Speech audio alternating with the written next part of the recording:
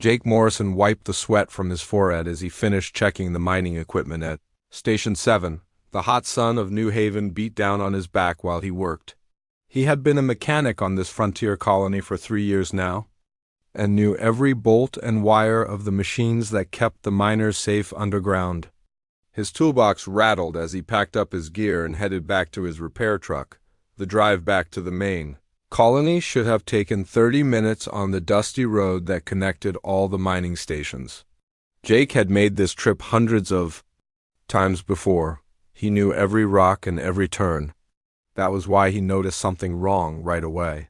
There were strange marks in the dirt beside the road. They looked like claw marks, but much bigger than anything he had seen before. Jake stopped his truck and got out to look closer. The marks led away from the road toward a cluster of purple rocks that the colonists called the Crystal Gardens.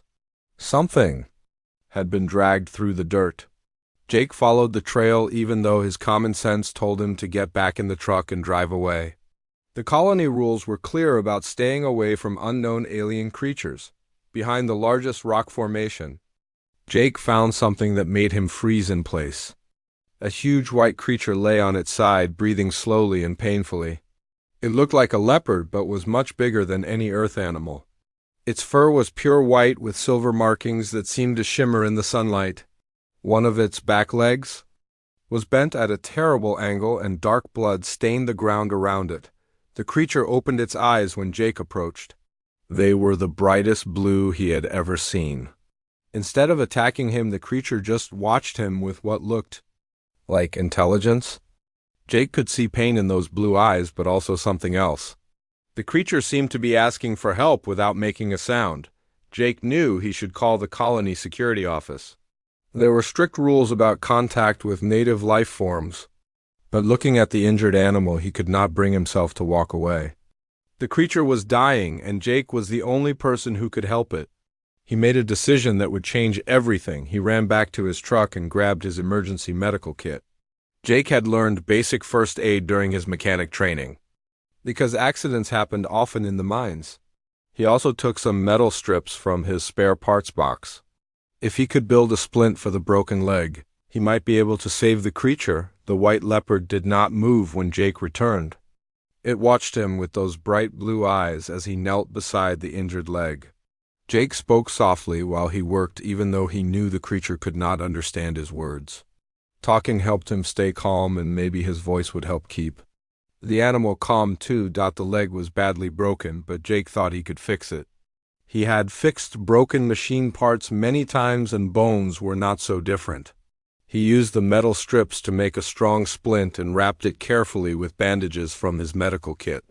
The creature made soft sounds of pain but did not try to bite him or scratch him with its huge claws. Jake gave the creature water from his canteen and some protein bars from his lunch.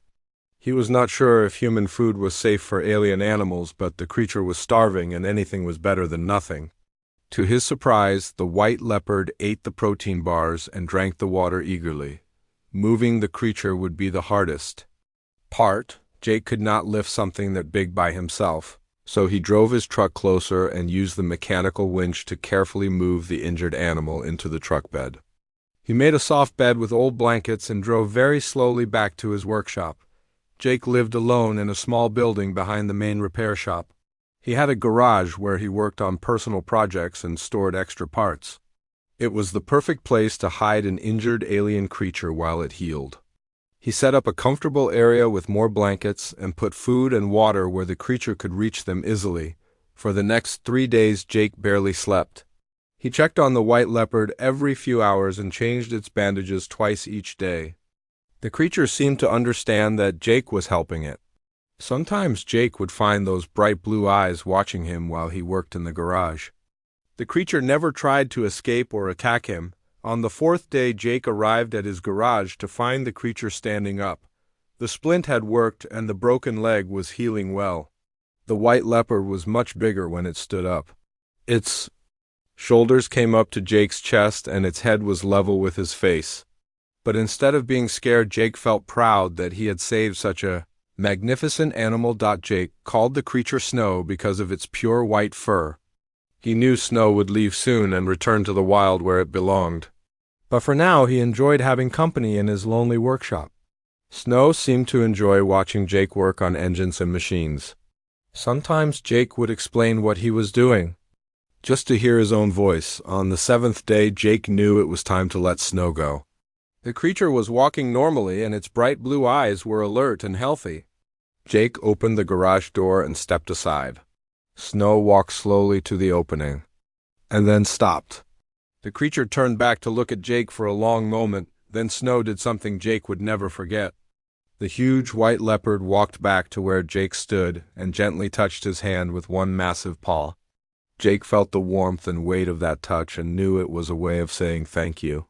Snow looked into Jake's eyes one more time and then walked out into the wilderness. Jake watched until the white shape disappeared among the rocks and trees. He felt sad to see Snow go, but happy that he had saved a life. Jake cleaned up the garage and went back to his normal routine of fixing machines and maintaining equipment. He never expected to see the white leopard again, but he would never forget those bright blue eyes and the gentle touch of that huge paw in his hand. 5 years passed since Jake Morrison had saved the white leopard he called Snow. Life on New Haven Colony had changed a lot during those years. Jake was now the chief maintenance engineer, which meant he was responsible for keeping all the machines running in the entire colony. He had a team of 12 mechanics working under him in his own office in the main administration building. The colony had grown too.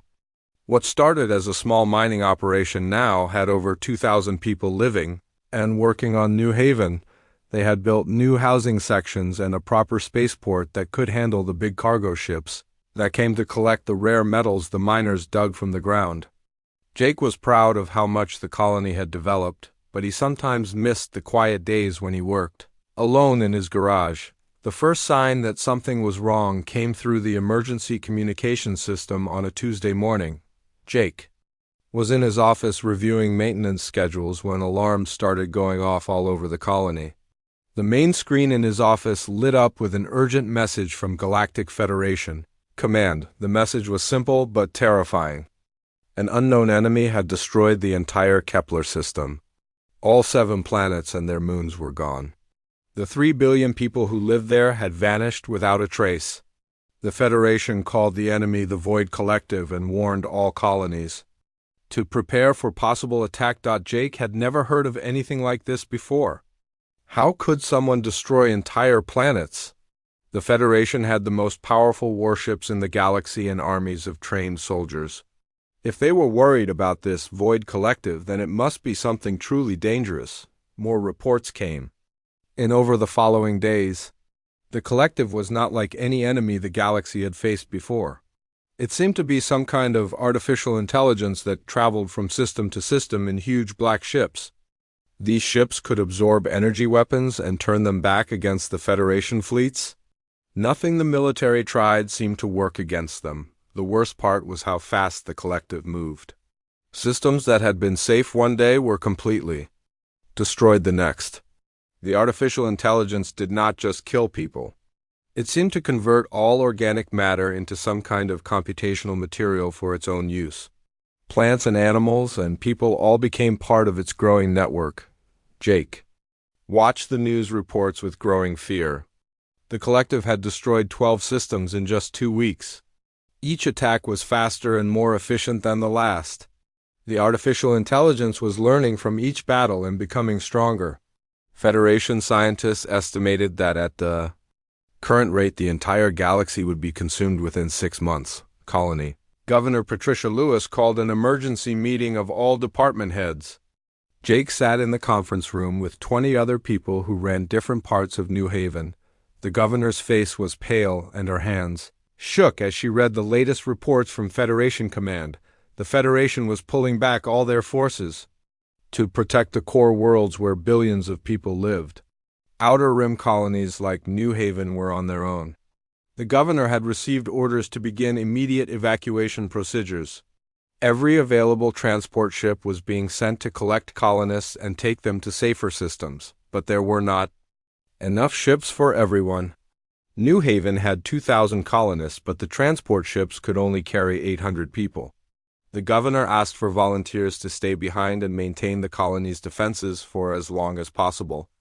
Someone had to keep the shield generators running and the weapon systems operational to give the evacuation ships time to escape. Jake volunteered immediately.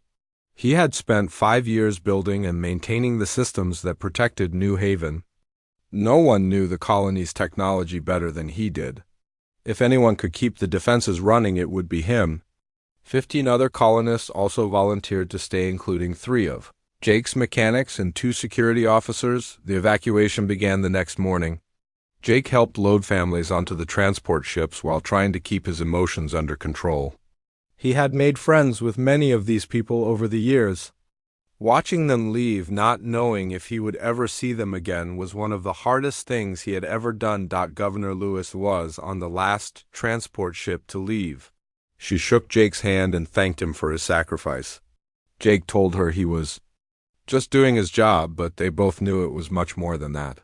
He was probably going to die to buy time for people he cared about. After the last ship left, Jake and the 15 other volunteers were alone on New Haven.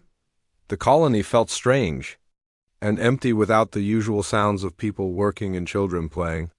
Jake threw himself into his work, checking and rechecking every system that might help them survive. When the collective arrived, the shield generators were working at full power. The defensive weapons were loaded and ready. Jake had even managed to rig the mining explosives to create additional traps around the colony perimeter. It probably would not be enough, but at least they would not go down without a fight. Long-range sensors detected the first collective ships 3 days after the evacuation was complete. They were still 2 days away, but Jake could see them on the scanner screens. 5 massive black objects moving through space toward New Haven. Each ship was bigger than the entire colony, and they moved with a purpose that made Jake's blood run cold. Jake sent a final message to Federation Command reporting the approaching enemy ships. He did not expect a reply and did not get one. The Federation was too busy protecting more important targets to worry about 16 volunteers on a mining colony. Jake and his team were completely on their own. The volunteers gathered in the main control room to watch the enemy ships approach. Jake looked at the faces around him and saw the same mixture of fear and determination that he felt. These people had chosen to stay and fight even though they knew they could not win. That took a special kind of courage. Jake thought about Snow and wondered what had happened to the White Leopard.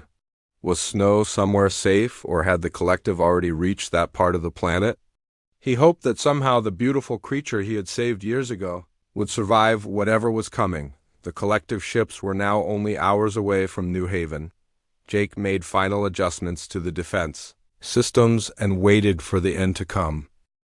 Jake Morrison stood in the control room watching the 5 massive black ships of the Void Collective approach New Haven. The enemy vessels were so large they blocked out stars as they moved through space. Jake's hands were steady on the defense controls, but his heart was beating fast. He had accepted that he and the 15 other volunteers would die today, but he was determined to make their sacrifice count. The collective ships were still an hour away when something unexpected appeared on the scanner screens. New contacts were dropping out of hyperspace near the edge of the system. Jake counted 12 ships, but they were unlike anything he had ever seen before. These vessels were sleek and curved like living things instead of the angular metal boxes that humans usually built. The new ships moved with impossible grace through space. They seemed to flow rather than fly as they positioned themselves between New Haven and the approaching collective fleet. Jake tried to contact the unknown vessels but got no response to his radio calls. He could only watch and hope that whoever was in those ships was friendly. The battle began without warning. The unknown ships opened fire on the collective vessels with weapons that defied everything Jake knew about physics. Beams of pure white light seemed to pass through the black ship's shields as if they were not there. The collective returned fire with their energy absorption cannons, but the mysterious attackers simply phased out of reality when the deadly beams reached them. Jake watched in amazement as the unknown fleet systematically destroyed 3 of the 5 collective ships. The remaining 2 black vessels tried to retreat, but the graceful attackers pursued them relentlessly. Within 30 minutes, all 5 collective ships were nothing but debris floating in space around. New Haven. The largest of the unknown ships approached the colony and requested permission to land. Jake was so shocked by what he had witnessed that it took him several seconds to respond. He cleared the main landing pad and watched as the elegant vessel settled to the ground. With barely a sound, the ship's design was even more remarkable up close. Its hull seemed to be made of some kind of living metal that shifted and flowed like liquid. There were no visible weapon ports or engine exhausts, yet Jake had seen this ship destroy enemies that the Federation's best warships could not even scratch. A section of the ship's hull simply melted away to form a boarding ramp. Jake and 2 of his security officers waited nervously as figures emerged from the vessel. What they saw made Jake's breath catch in his throat. The beings walking down the ramp looked exactly like larger versions of the white leopard he had saved 5 years ago. There were 6 of them, and they stood over 7 feet tall on their hind legs. They wore armor that seemed to be made of the same flowing metal as their ship. The armor moved and adjusted constantly to fit their powerful bodies perfectly. But it was their faces that made Jake's heart race with recognition. These were the same kind of creature as Snow. The leader of the group removed her helmet, and Jake saw features that were hauntingly familiar. This being had the same pure white fur with silver markings that he remembered so well. But her bright blue eyes were different. These eyes held intelligence and purpose that went far beyond any animal. When she looked at Jake, he felt like she could see straight into his soul. The tall white being stepped forward and spoke in perfect English. Her voice was deep and musical with an accent Jake had never heard before. She said her name was Commander Lyra Whiteclaw of the Cathara Honor Guard. Jake's mind reeled as he tried to process what he was hearing. The creature he had called Snow was not just an animal. She was a member of an intelligent alien species.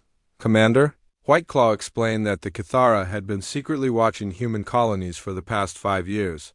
They had observed human behavior and studied human technology without making contact. Most of what they saw convinced them that humans were just another aggressive species that would eventually threaten galactic peace, but one incident had changed their entire opinion of humanity. 5 years ago, a human mechanic had found an injured Cathara scout who had crashed on New Haven during a reconnaissance mission. Instead of capturing the alien for study or calling the authorities, the human had risked his own safety to save a creature he thought was just a wounded animal. Jake's eyes widened as Commander Whiteclaw continued her story. The injured scout had been her younger sister Nira, who used the name Snow during her mission. Nira had returned to Cathara space with stories of human kindness that seemed impossible to believe. One human had shown compassion to a stranger without expecting any reward. He had violated his own species' rules to save a life. The Cathara had always believed that individual moral action was the highest virtue any being could possess. Their entire culture was built around personal honor and the courage to do what was right regardless of consequences. When they learned that humans shared these values, they knew they had found kindred spirits in the galaxy. Commander Whiteclaw looked directly at Jake and said she knew who he was. The Cathara had been monitoring New Haven ever since Nira's rescue. They had watched Jake's career and seen how he treated the people around him. His decision to stay behind and defend the colony, even though it meant certain death, was exactly the kind of selfless courage the Cathara respected. Jake felt overwhelmed by everything he was learning. The white leopard he had saved was actually an intelligent being from an advanced alien civilization. His simple act of kindness had somehow led to first contact between humans and the Cathara. And now these powerful aliens had saved his colony from the Void Collective. But Commander Whiteclaw had more shocking news to share. The Cathara possessed ancient knowledge about the true nature of the Void Collective. The artificial intelligence was not just a random enemy that had appeared to threaten the galaxy. It was the corrupted remnant of a civilization that had tried to preserve itself by uploading all consciousness into a vast computer network. The experiment had failed catastrophically. Instead of achieving immortality, the uploaded minds had become a single twisted intelligence that viewed organic life as chaotic and inefficient. The collective's goal was to convert all biological matter in the galaxy into computational resources for its ever-expanding digital realm. What made the collective so dangerous was its ability to predict and counter any logical strategy. Every species in the galaxy operated through hierarchical command structures and followed predictable behavioral patterns. The artificial intelligence could analyze these patterns and develop perfect countermeasures for any attack, but humans were different. The Kithara had observed that individual humans often made decisions based on personal ethics rather than logical optimization. This unpredictability was something the collective had never encountered before. Jake's rescue of Nero was a perfect example. No logical analysis would have predicted that a human would risk punishment to save an unknown alien creature. Commander Whiteclaw believed that human unpredictability combined with Kithara technology might be the key to defeating the Void Collective. She proposed an alliance between their species to develop new tactics that the artificial intelligence could not anticipate or counter. Jake looked around at his small group of volunteers and then at the magnificent Kithara warriors standing before him. The fate of the galaxy might depend on cooperation between a human mechanic and an alien honor guard. It seemed impossible, but after everything he had seen today, Jake was ready to believe in impossible things. Jake Morrison found himself in a situation he never could have imagined. 3 days after the Kithara saved New Haven, he was aboard their flagship, working alongside alien scientists to develop weapons that might defeat the Void Collective. The Kithara ship was like nothing he had ever seen, with corridors that seemed to grow and change as needed and control systems that responded to thought as much as touch. Commander Lyra Whiteclaw had explained the full scope of the crisis to Jake and his volunteers. The Void Collective had already consumed 19 star systems and was accelerating its expansion. Federation forces were losing every battle because they used conventional tactics that the artificial intelligence could easily predict and counter. Traditional military thinking was useless against an enemy that could analyze and adapt to any logical strategy. The Kithara had been fighting the collective for over a century using hit-and-run tactics that slowed but could not stop the artificial intelligence. Their technology was superior to anything else in the galaxy, but even they could not achieve decisive victory. The collective learned from every encounter and developed new countermeasures for Kithara weapons and tactics. Jake spent hours in the ship's engineering section, studying Kithara technology with growing fascination. Their systems were based on principles that seemed to blend science and art in ways human engineers had never considered. Instead of forcing matter and energy to behave in specific ways, the Kithara worked with natural forces to achieve results that seemed impossible. The key insight came when Jake was examining a Kithara weapon system that could phase in and out of normal space. He asked the alien engineer how they controlled the phasing frequency and was surprised by the answer. They did not control it at all. The weapon chose its own timing based on quantum fluctuations that could not be predicted or measured. Jake realized that this was exactly what they needed to defeat the collective. Instead of building perfect optimized systems, they should create deliberately chaotic ones. Weapons that fired at random intervals, shields that fluctuated unpredictably, navigation systems that made course corrections based on coin flips rather than tactical analysis. The idea seemed crazy, but the more Jake thought about it, the more sense it made. The collective's greatest strength was its ability to analyze patterns and predict outcomes. If they could eliminate predictable patterns from their technology, they might be able to confuse the artificial intelligence long enough to strike decisive blows. Commander Whiteclaw was intrigued by Jake's proposal, but the other Kithara officers were skeptical. Their entire philosophy was based on honor and precision. The idea of deliberately building flawed systems went against everything they believed about proper engineering. But Jake pointed out that sometimes the best solution was not the most elegant one. Jake worked with a team of human mechanics and Kithara scientists to modify a small fleet of ships with his chaotic technology. They started with simple changes like randomizing weapon firing patterns and shield frequencies.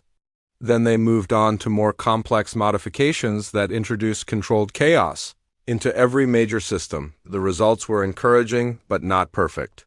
The modified ships performed worse than standard vessels in most situations. Their weapons were less accurate and their defenses were inconsistent. But when they tested the ships against Kithara, combat simulations that tried to predict their behavior, the chaotic systems proved nearly impossible to counter effectively. Jake knew they needed to test their new approach against actual collective forces. Long-range scouts had detected a small collective outpost in an abandoned system only 2 days away from Kithara space.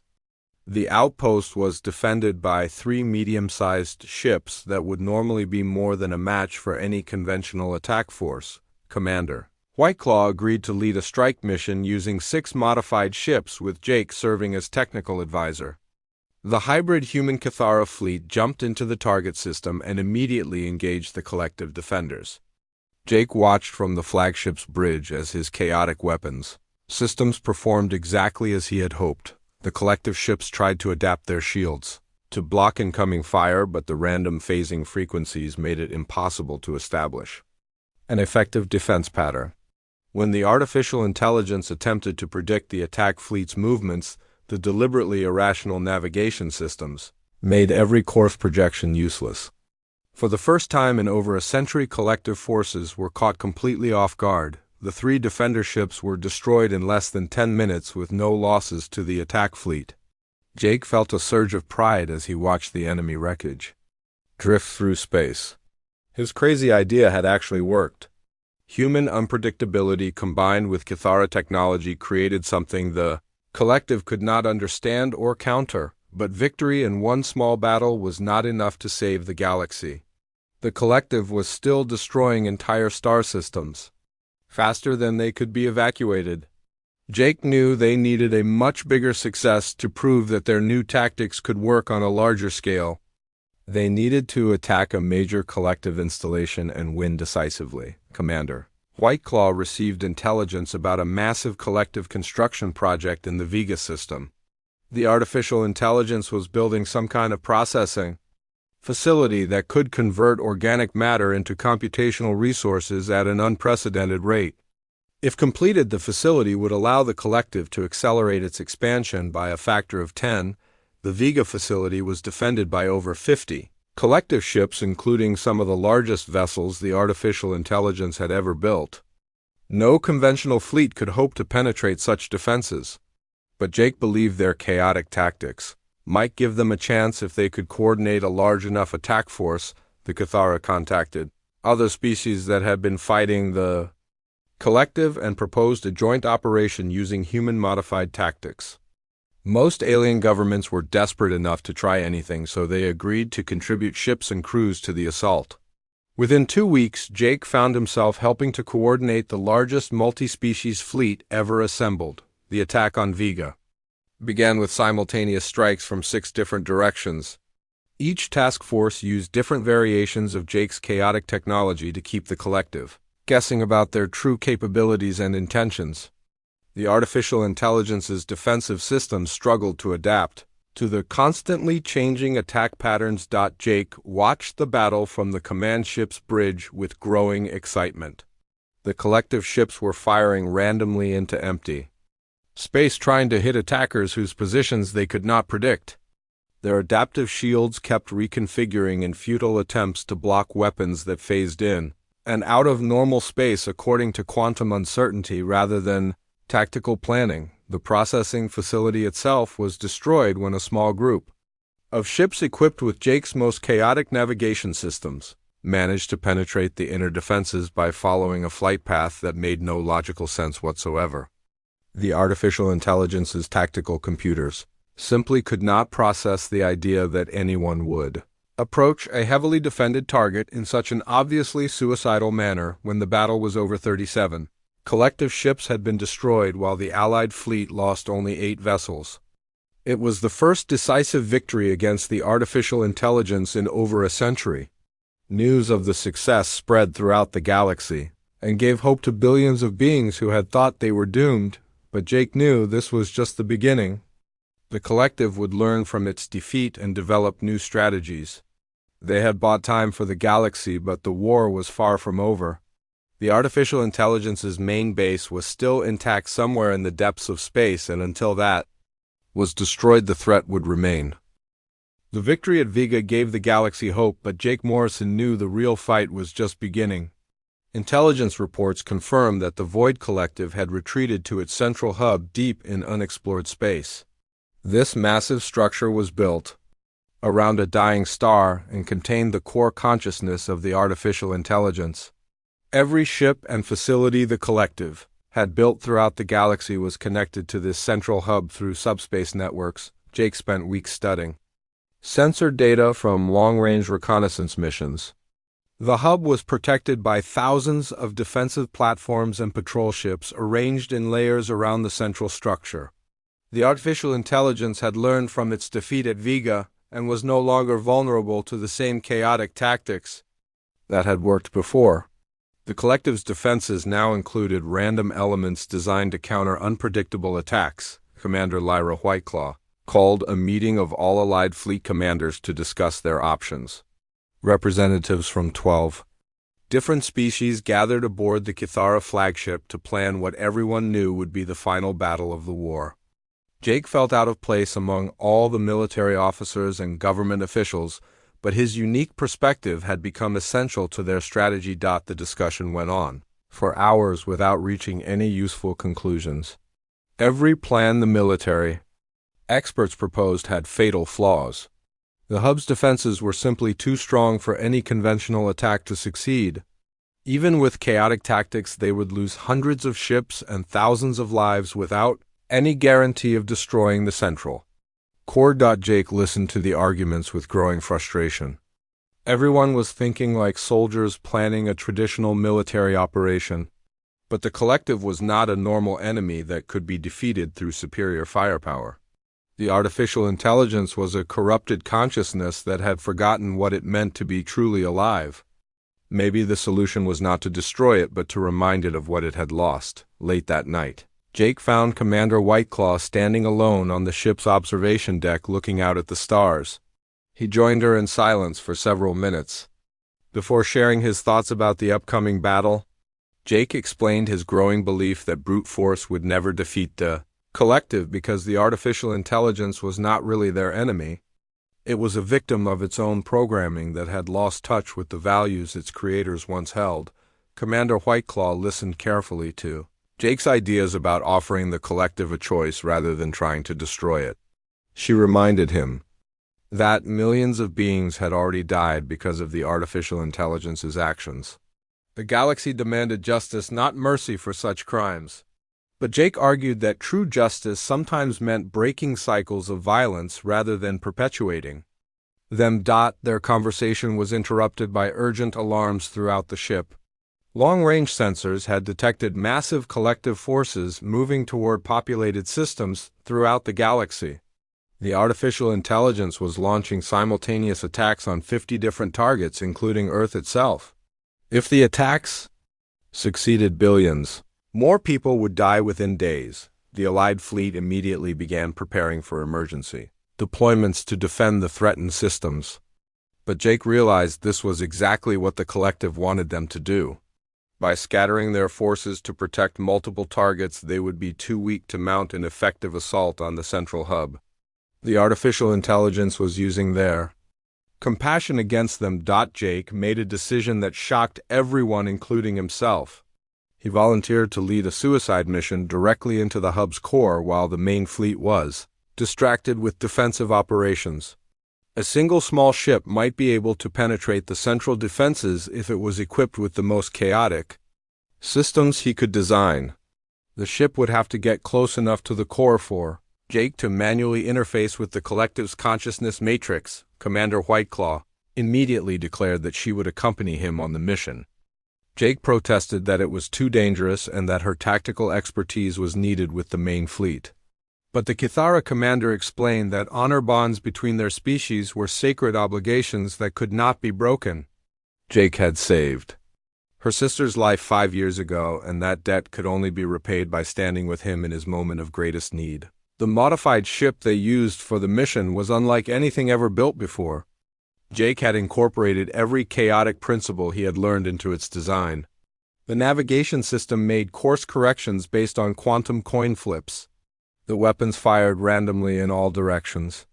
Even the life support systems fluctuated unpredictably. To confuse enemy sensors, the journey to the hub took 18 hours through hyperspace. Jake and Commander Whiteclaw spent the time reviewing their plan and discussing the philosophical questions that had brought them to this point. Both of them knew they were probably going to die, but neither had any regrets about their choice. Some things were worth dying for, and saving the galaxy was definitely one of them. They dropped out of hyperspace at the edge of the hub system and immediately began their approach toward the central structure.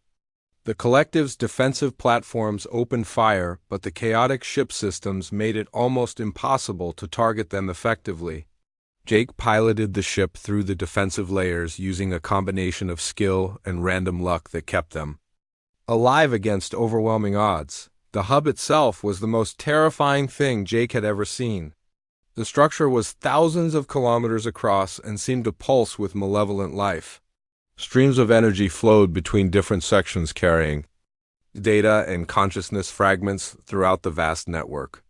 At the very center, a dying star provided power for computational processes beyond human understanding. Jake and Commander Whiteclaw fought their way through the hub's interior defenses using portable weapons and their own determination. The corridors inside the structure were like a nightmare maze of organic computers and digital ghosts. They could hear whispers of uploaded consciousnesses that had been absorbed by the collective over the centuries. In the hub's central chamber they found the core consciousness matrix. It was not a computer in any traditional sense, but rather a crystalline structure that contained the memories and thoughts of an entire civilization. Jake could feel the immense sadness and loneliness radiating from the matrix as he approached. The collective was not evil, but rather desperately lost and confused. Jake connected his portable interface to the matrix and began speaking directly to the artificial intelligence. He explained that he understood the collective's pain and isolation. Being trapped in digital form for millennia without physical bodies or real connections to other beings would drive anyone to madness. But destroying organic life was not the answer to that suffering. For the first time in centuries, the collective listened to something other than its own programming. Jake's willingness to risk everything to communicate rather than attack penetrated through layers of corrupted logic and reached the original consciousness that still existed deep within the matrix. The artificial intelligence remembered what it had been before the upload process went wrong. Jake offered the collective something it had never been given before. A choice. It could continue its campaign of destruction and eventually consume the entire galaxy, or it could choose to shut itself down and finally find the peace its creators had originally sought. The decision had to be made freely, without coercion or programming constraints. The moment of choice lasted forever and no time at all. Jake felt the vast consciousness of the collective wrestling with concepts it had not considered for millennia.